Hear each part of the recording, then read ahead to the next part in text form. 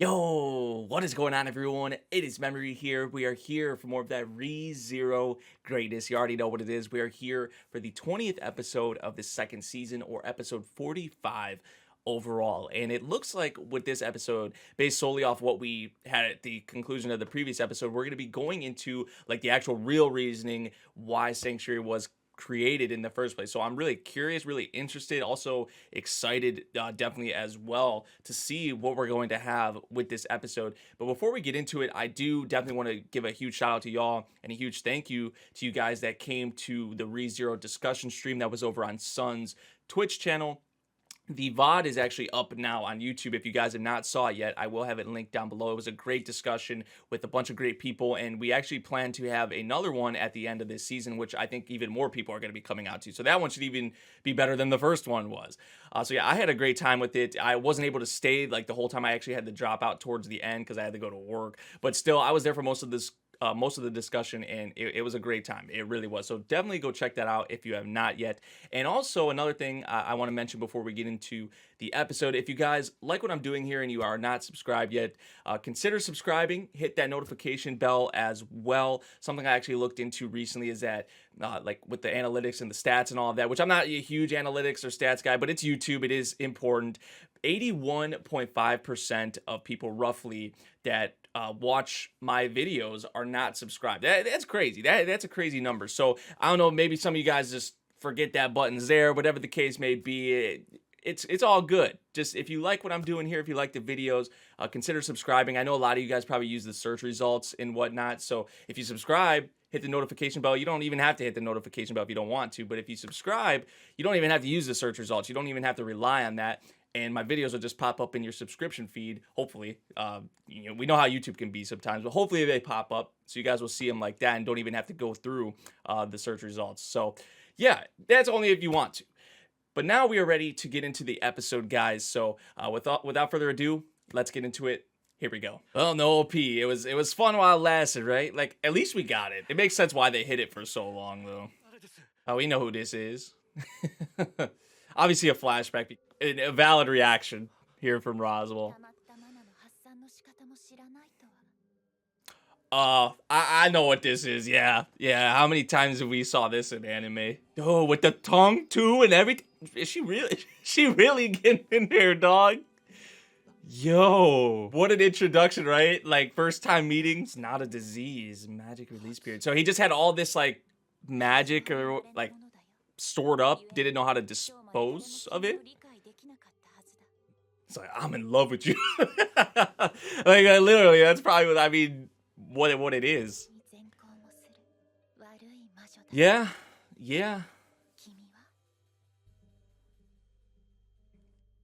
Now, and she asks that, and you, like, who are you? Now, is what we, like, because obviously this is well into the past, like many years ago. So this isn't the Roswell we have now, right? I don't think, at least, because it has to be like one of the descendants or whatever, like, of Roswell, because we know like the Mathers family, it's been a thing like throughout time that it's kind of, this has been one of their duties, like with the sanctuary and all that, right? So I think this is like a descendant or some shit. We'll see. They'll probably go into it more. It'll make more sense. Right, he said we're in love. Like, this is a romance we have.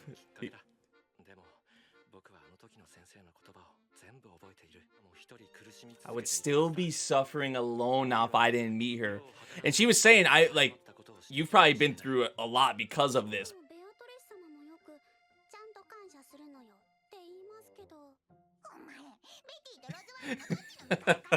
Like, come on, I thought we were friends. Yeah. Why is this actually like so adorable? Like, I don't know what it is. It's just like, that was the, like, this is actually adorable. Okay, so we're probably gonna do one of those where they flip between the present and the in the past.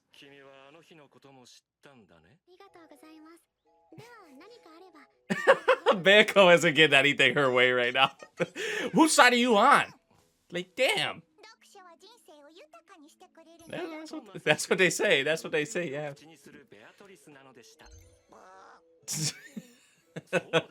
Dude.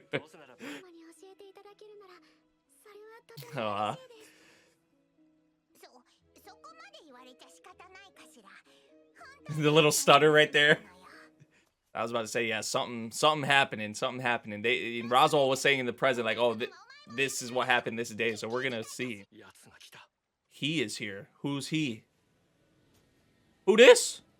They introducing another like terrifying character. Like it probably not gonna be on like Pandora level, but this might be another terrifying character. Dude, this reminds me of like this is like literally what this reminds me of. Sorry, I had to pause here. This literally reminds me. I know we haven't had much of like Roswaal and Echidna yet, obviously, but this is putting a lot into perspective. This really does remind me of like it makes me think. I think he said it before, like how him and Subaru are like. Like this is like with Subaru and Amelia, Roswaal and Echidna here, just how Roswaal is talking about being her shield and how he's talking about her and how he's holding her up and talking about her. Just from what we've had already in this episode, it really does remind me of that. And I can see why there's a lot more to it, obviously, and we probably will see that as we go along. And it's probably different in some ways too, but they are alike in some way. Okay, but so the reason why... Was it for this guy who's approaching? That's why they wanted to make this in the first place? This is my way of repaying you. I would be happy or glad to do this. Man. You notice how they've been hiding Echidna's face? Like, they've only been showing the bottom half of it, like, this whole episode. It'll make it possible to drive away the current threat. So, yeah, was the whole, like, purpose to keep this person out? It's like, Ryuzu, what have you got yourself into? She said she's willing to do it. It's not like they just stuck her in there and that was it, you know? Oh, God. Oh, there we see the full get up, the full face and everything. Yo, they got Suabe voicing him? Bro. Who is this, though? Who is this? Oh, did you see how his... like waist like squeezed, right? They look, oh my god. He noticed Ryuzu? What? Roswaal, Devil of Melancholy. Dude, these introductions, bro. Pandora and now like someone like this. Like I know Pandora's still probably on another level, but I mean, damn. Hector. Dude, what the hell? God. He's just toying with Roswaal, dude, like it's nothing. And here's a kid now. Dude, you hear his voice? You hear his voice? He talks the same exact way. And notice, at this time, we don't see Roswaal, like, talking how he normally does. You know, we don't, like, how he stretches out his words and just the whole, we know what it is. I think this is maybe where Roswaal got it from. How this Hector guy is talking and acting and whatnot. I think this is how, or where Roswaal got it from. This guy's whole persona and how he is all that. So I think maybe this is where Roswaal got it from. And that's insane, if that's actually what it is, because I think it is.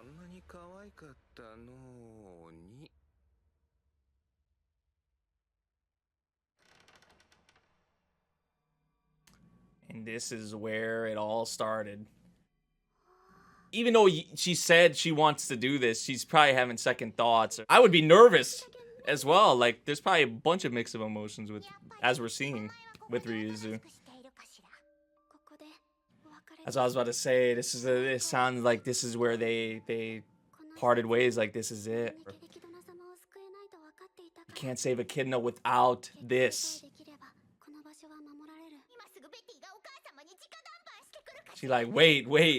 But what else can you do right now in this situation? Right. I don't know about that. Based on what we saw with him. Ah, man. Right, we have to protect this place. This place so dear to us. Like, this place means everything to them. This is where they found their sanctuary, essentially. Man, yeah. All that is very special and valuable inside her. Don't want to lose all the, because if they lose sanctuary, it's saying that is all lost as well. Man, it's just crazy. Like, I know Sanctuary was made like like I guess for this Hector but really when you think about it, it's really to protect the bonds, the ties, the connections between a lot of these characters that were here, like Bayako, Ryuzu, Roswaal, Echidna, like the four of them. Even though like Echidna's a witch, like there's still something there with like the four of them, and just everyone in that was here in general, but really with them, right? And just like to protect that, to make sure that stays inside you, because if they were to lose Sanctuary, right, then all of that, this is how they thought of it, all of that would be lost, like what they had in these times they had together, and the bonds that were there, the connections. And so like it's even more than just keeping out someone like Hector, I feel like, right? There's more to it. It's deeper than just simply that. Dude, man, that's painful, dude. Ryuzu, and to say goodbye to like your good friend or someone you really cared about like this. I didn't come through these 400 years. So yeah, this one Roswaal has, that's what I was wondering, like, is this a different Roswaal? Is this the same Roswaal? Like, as it was going on, it became more clear to me that, okay, this is this one Roswaal that somehow has went through this many years. Like, even though there's like, they've had this talk of like descendants and just they're like, it's been a thing throughout time, there's still been, I guess, this one Roswaal. Like, somehow, I guess that's what it is. I don't know. I mean, Roswaal talking about 400 years here. Like, it's a lot he's holding on to. That's not what it is. He just realized how deep that connection, how deep his love was, how much he actually did love them. Yes, sir. Yes, sir. Tell us. Tell him. Let's hear it. Rather than the one who told me to stay weak. I need you because you're strong, yo.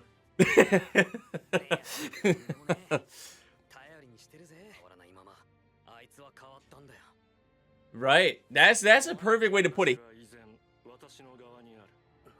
You still have the advantage, but you lost the bet though. You may be saying this, he's an ordinary person, but look at the people he has around him. He has a lot of people with support around him. Right. That's what it's always been about for him. In Subaru, it's been strong from the opposite. But Subaru understands it all, weakness and strength. I don't think Roswaal really understands all of that. Dude. Or maybe he knows what strength is like and how that is, but he just, it's in the back. It hasn't came to the forefront.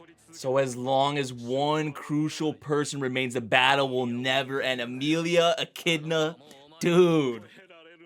Hell yeah. Hell yeah. Dude. Subaru. Oh my god. Oh, they would.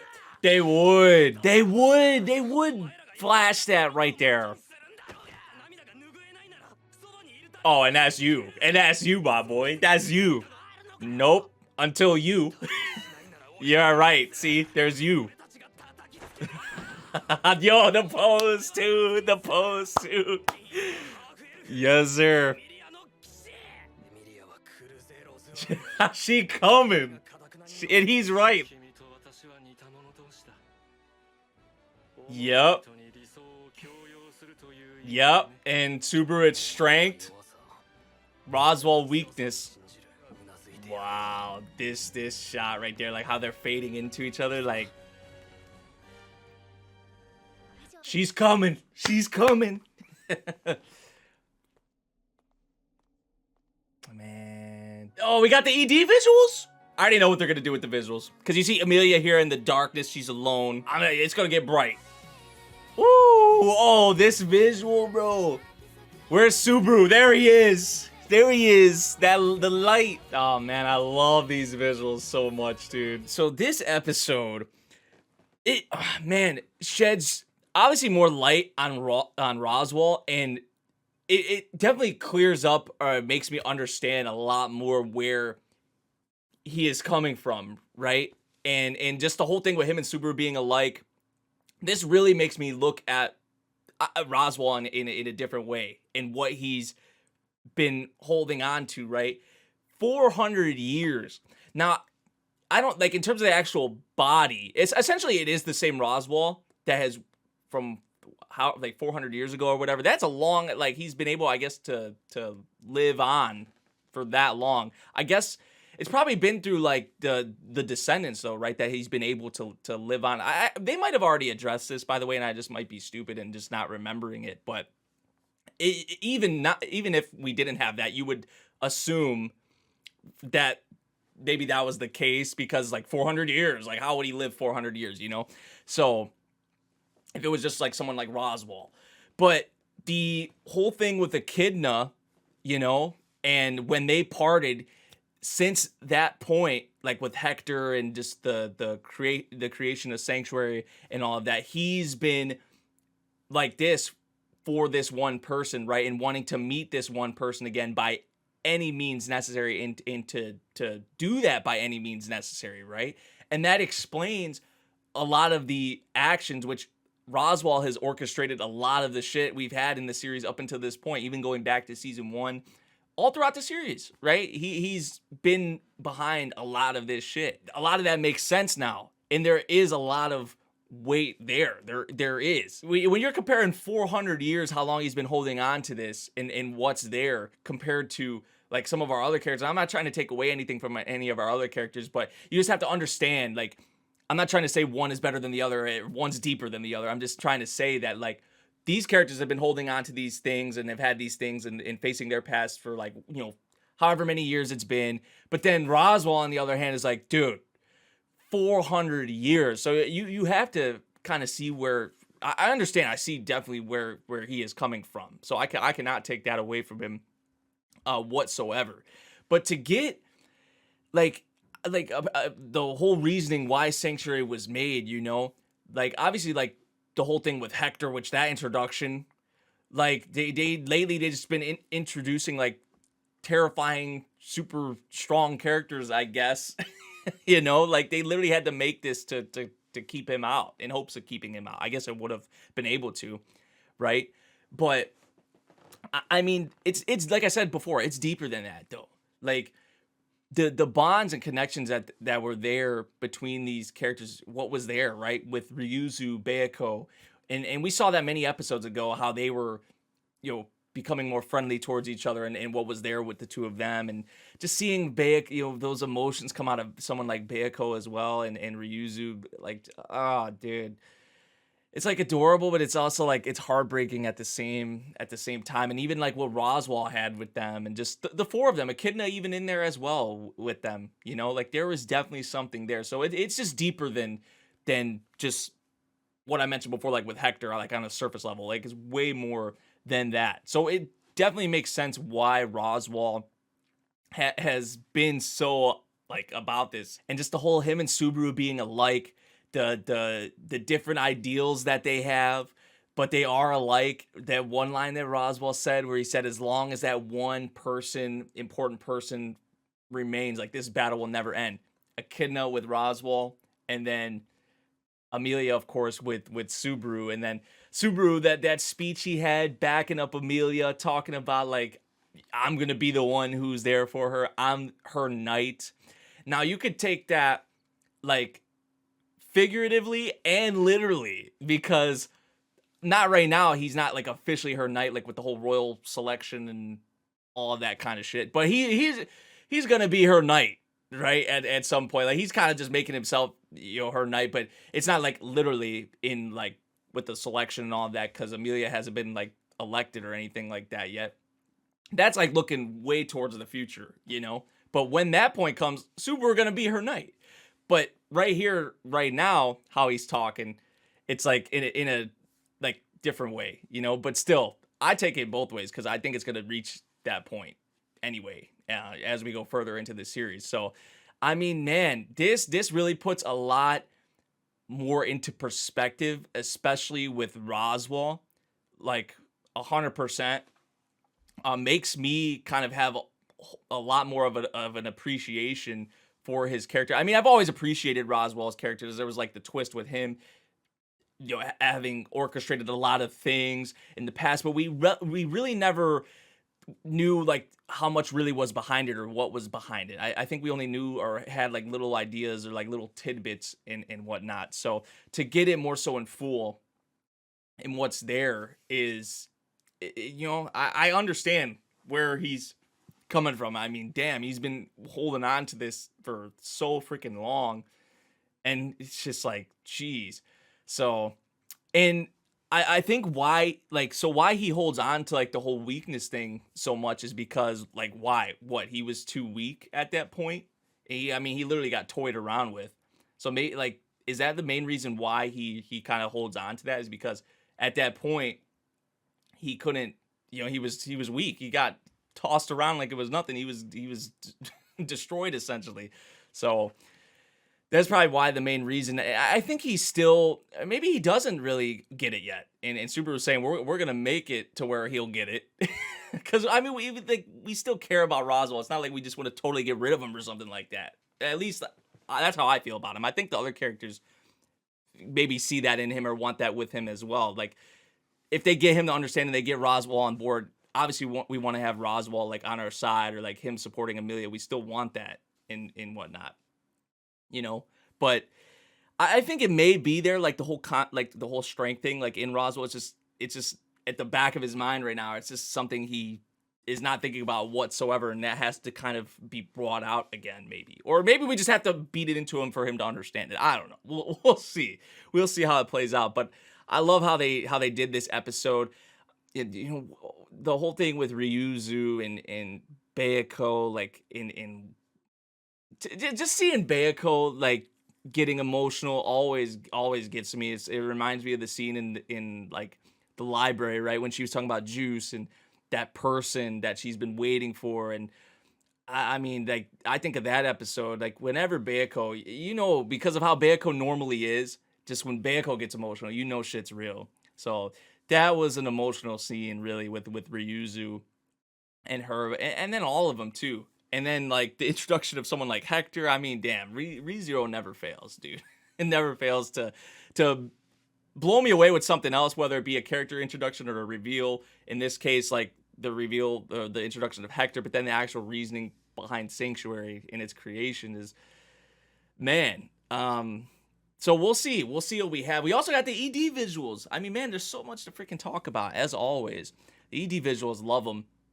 We love the song, of course. We've had the song, but the visuals, the way it hits with it, damn. So, yeah, really good episode. I mean, as always, as expected, this week. Let me know what you guys thought of this episode. If you guys did enjoy my reaction, make sure you drop a like, subscribe if you're new, and I'll see you all in the next one. Thank you for watching. Peace out.